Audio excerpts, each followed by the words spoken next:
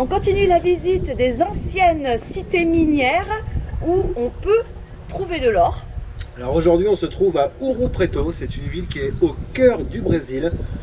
Le vrai Brésil colonial, et d'ailleurs dans cette ville on peut trouver 3 à 4 mines, anciennes mines d'or. D'ailleurs on va aller en voir une tout à l'heure. Pour le moment on va aller se balader dans la ville. Alors notre première impression, on s'est déjà baladé hier, ça fait depuis 2 jours qu'on est là. Bah ça monte, ça descend, ça monte et ça descend. Et quand on est tout en bas, il faut monter. Vous avez vu la vue derrière? Et ben c'est la ville, elle est comme ça tout du long. Donc on a préféré ne pas rentrer au cœur de la ville avec Wilson, mais plutôt se garer en début, parce que vraiment pour circuler à l'intérieur c'est compliqué avec les routes pavées, c'est très étroit. On passe bien souvent avec un seul véhicule. Donc quand c'est comme ça, on préfère pas prendre de risque. Pas prendre de risque et rester en début de ville. Voilà, alors dans cette ville-là, encore une fois, il y a pas mal d'églises. Beaucoup d'églises. Et en fait, ce qui est marrant, c'est qu'ici, quand vous demandez votre chemin, bah justement, on vous indique les églises. On ne vous donne pas un nom de rue. On vous dit, vous allez à telle église, bah vous prenez à droite. Vous allez à telle église, prenez à gauche. Voilà, c'est comme ça que les gens se repèrent ici dans la ville. Elle n'est pas très grande, c'est une ville qui date des années 1800. Il y a 80 000 habitants. 80 000 Donc vous avez habitants. Le cœur de la ville qui est anciennement pavé et après toute la nouvelle ville qui s'est construite autour, dans les collines. Voilà, et Ouro Preto, c'est une ville qui est classée au patrimoine mondial de l'UNESCO, puisque c'est une des premières villes, si ce n'est la première ville, où il y a eu ces fameuses mines d'or. Voilà, la mine qu'on va aller visiter tout à l'heure, ça a été la première mine du Brésil. Alors notre impression de la ville, on a eu l'occasion de s'y balader plusieurs fois. Bah écoutez, c'est très sympa, très atypique. Comme dit Alex, voilà, on rentre dans le cœur du Brésil. C'est ce qu'on voulait. C'est ce qu'on recherchait quand on est parti finalement sur la côte est du Brésil. C'est des villes comme ça qu'on recherchait, des villes avec de l'histoire. Et là, pour le coup, on est servi, hein. On remonte vraiment le temps, on s'imagine voilà, les chevaux passer, le bruit des sabots sur les pavés, les calèches qui traversaient les ruelles. Enfin voilà, on remonte vraiment le temps. Et ça nous rappelle que le Brésil, c'est pas seulement la côte, les belles plages, c'est aussi toute une histoire. On remonte le temps, ça nous parle de l'esclavage, ça nous parle des différentes colonisations, parce qu'il n'y a pas eu que les Portugais finalement qui ont colonisé le Brésil. Tous les pays européens sont passés par là, donc voilà, c'est un cours d'histoire à chaque fois qu'on croise les villes qu'on a vues ces derniers temps. Et c'est ce qu'on recherchait justement en venant ici se perdre au centre du Brésil, hein, puisque comme on vous l'a dit, on est à 200 km à l'ouest de Rio de Janeiro. Donc on n'est pas très loin de la côte, mais finalement ça n'a rien à voir avec Rio de Janeiro, c'est complètement différent. Et c'est très agréable justement de découvrir la culture brésilienne.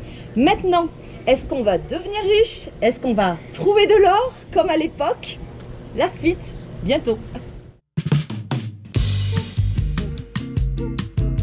Ouro Preto, qui veut dire or noir en français, a été fondée en 1711. Ce sont les Bandeirantes, les pionniers, qui ont découvert de l'or dans les rivières vers la fin du XVIIe siècle. Une foule de chercheurs d'or est venue s'y installer pour y faire fortune. D'ailleurs, en 1750, il y avait plus d'habitants qu'à Rio de Janeiro ou encore à New York. La richesse de la ville lui a permis de construire une multitude d'églises baroques, dont plusieurs ont été décorées par l'architecte Alejandrino, surnommé le Petit Estropié car il était atteint de la lèpre. Cependant, avec la fin de l'exploitation de l'or, la ville est peu à peu abandonnée et a très peu changé depuis cette époque. Voilà, quand on vous dit que ça monte, on ne vous ment pas. On est comme Michael Jackson. Vous voyez comme il fait quand il danse là. Et bien on est pareil, on tient tout seul, tellement que ça grimpe. Bon, en même temps c'est bon pour le cœur hein, et les jambes. Bon, c'est ce qui fait aussi le charme de la ville, elle serait plate, ça serait pas pareil. C'est ce que j'étais en train de me dire en marchant, c'est que les anciennes villes qu'on a visitées, elles ont toute leur ambiance. Il y en a qui sont plus plates, on va dire, et là c'est les maisons qui sont colorées. Ici, celle-ci est très belle, peut-être un peu moins colorée de par les maisons, mais dans ce cas-là, c'est comment dire, le fait de monter et descendre qui fait finalement le charme de cette ville d'Ouro Preto. Et puis au détour d'une ruelle, on tombe sur une vue sur la ville magnifique. Et en fait, la ville n'est pas groupée. Il y a plein de morceaux de ville un peu suspendus aux différentes collines. Elle n'est pas, voilà, il peut y avoir un morceau de ville, une colline, un autre morceau de ville, donc on tombe sur des vues différentes. À l'image du Brésil. Je regrette parce que j'ai pas pris mon appareil photo, donc je pense qu'on reviendra demain pour la session photo cette fois-ci. Et du coup, allez voir notre compte Instagram, parce que j'essaye de vous poster des petites photos super sympas des maisons colorées. Je pense que là, vous risquez de vous régaler. Bon bah voilà, nous on continue notre tour. Waouh, regardez. Voilà. C'est ce qu'on disait. Le village n'est pas groupé. Et regardez la montée qu'on vient de faire. Donc là on est vraiment au cœur des montagnes et le temps aussi est complètement changeant. Le matin c'est très nuageux, ça commence à se découvrir en début d'après-midi, le soleil apparaît.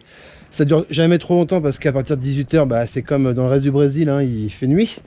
On a les pulls, mais en fait il fait super chaud. Oui, en fait on prévoit les pulls à chaque fois et on se fait avoir. On se fait avoir parce qu'à monter... Mais bon, voilà. En tout cas, cette ville-là, on ne regrette pas d'être venu. Ça a été un petit peu périlleux pour venir. Bah voilà, c'est pareil, hein, Wilson, il a fallu qu'il donne un petit peu là. Mais on ne regrette pas d'être venu. C'est vraiment, comme on vous disait, une bonne ambiance. Il n'y a pas grand monde. Là, aujourd'hui, on est samedi. Tout est fermé. Et tout est fermé. Donc du coup, on va continuer à vous montrer quelques images supplémentaires de la ville. Et ensuite, on vous amène à la mine do Messaren. Un petit peu à la sortie de Ouro Preto, à 8 km de là. Et puis on va vous faire descendre à plus de 125 mètres de profondeur. Pour rejoindre la mine do Messaren, on décide de prendre le bus local. En effet, la ville d'Ouro Preto est construite sur plusieurs collines avec des pentes très raides. Les rues y sont pavées et très difficiles d'accès avec Wilson. On laisse donc notre camping-car à l'entrée de la ville et on vous laisse profiter de l'ambiance du bus local.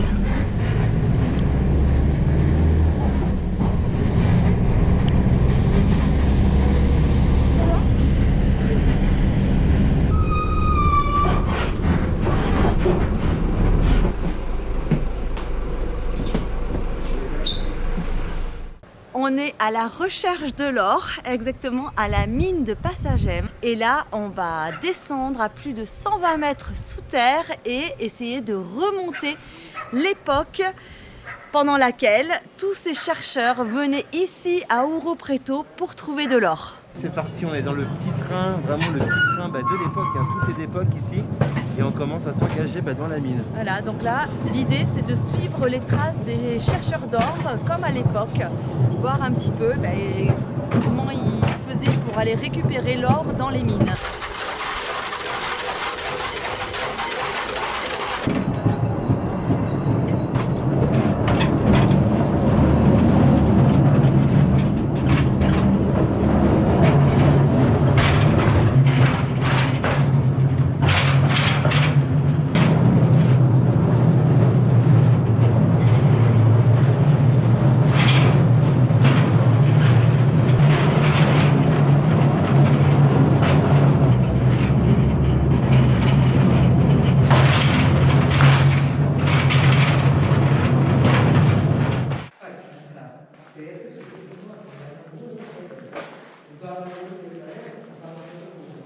Donc on en apprend un petit peu plus au fur et à mesure de la visite. Donc quand la mine a ouvert en 1719, donc elle a d'abord été creusée à l'aide des esclaves à la main. Et c'est que dans les années 1760 que la dynamite arriva et qu'ils ont pu creuser de plus grands trous, de plus grande profondeur. Et à partir de 1888, quand il y a eu l'abolition de l'esclavage, eh bien, les esclaves ont continué à travailler dans la mine en tant que salariés, puisque c'était le seul moyen qu'ils avaient d'avoir un travail et de pouvoir continuer à se nourrir. Il y a eu des esclaves qui venaient du Mozambique, du Congo, de toute l'Afrique, amenés par les Portugais. Ils commençaient à travailler dès l'âge de 5 ans, avaient seulement une portion de polenta pour survivre la journée et devaient travailler nuit et jour.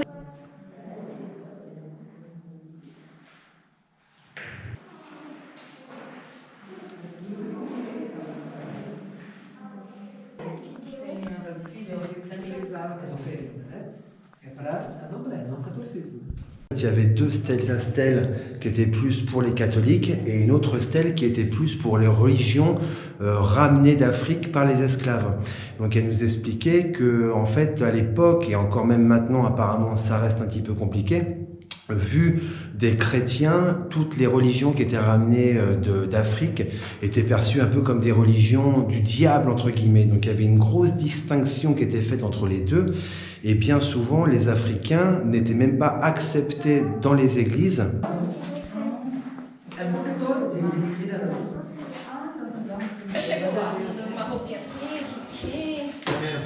Il y a des organismes qui s'occupent de faire des plongées sous-marines dans les nappes phréatiques et ils plongent jusqu'à 704 mètres. Et de là, en fait, ils rejoignent toutes les galeries pour aller explorer. Alors ça va être très sympa, nous on ne le fera pas. Mais voilà, c'est organisé ici dans les grottes, ils le font depuis quelques années. Et il y a pas mal de monde pour le coup.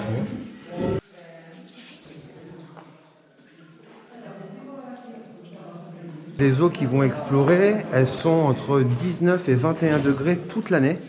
Et elles sont effectivement, on a pu voir, translucides. On peut voir jusqu'à 50 mètres comme ça sans rien. Donc c'est vraiment bien préservé et ça donne envie surtout.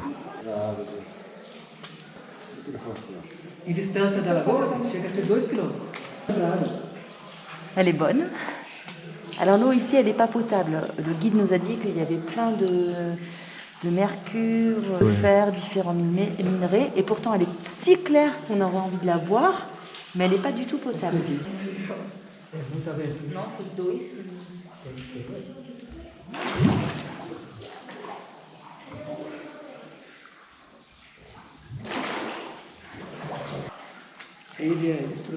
Ah, il est instructeur.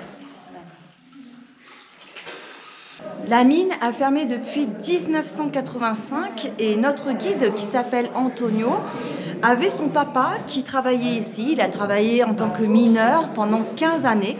Donc il connaît très bien la mine et ça fait depuis 30 ans qu'il est guide touristique dans cette mine. Donc autant dire qu'il connaît les secrets par cœur.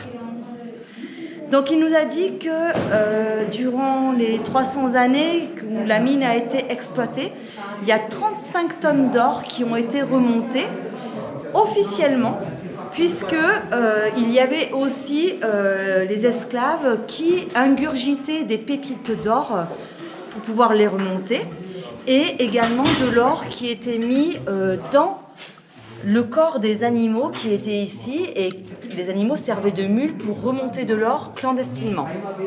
Bien évidemment, les esclaves, lorsqu'ils se faisaient attraper, étaient fouettés en place publique et souvent eh bien, ne s'en sortaient pas. Voilà pour l'histoire de la mine. On espère que ça vous a plu. On va, je pense, là remonter par la petite navette. Voilà, ça nous a beaucoup plu de visiter cette mine, de remonter dans l'histoire 300 ans en arrière, depuis le début des années 1700 jusqu'à 1985. Ça fait 200 ans d'exploitation, pas 300, 200 ans comme j'ai dit tout à l'heure. Donc remonter l'histoire et en apprendre justement sur l'exploitation de l'or ici à Ouro Preto, c'est vraiment très intéressant. Et le guide Antonio l'explique très bien. Et en plus, il y a 2 autres personnes qui font la visite avec nous. Et une dame qui parle espagnol. Donc on a en plus la traduction en espagnol, ce qui est beaucoup plus facile à comprendre. Et voilà, c'est parti.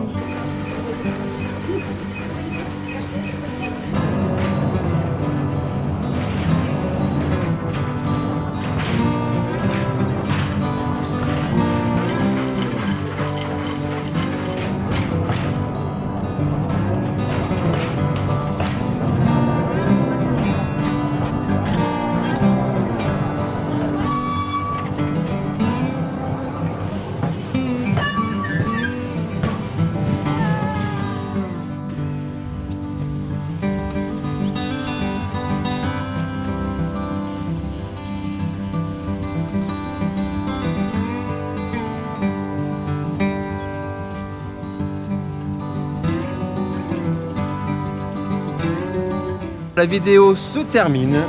On espère qu'elle vous a plu et que vous avez pu remonter le temps avec nous.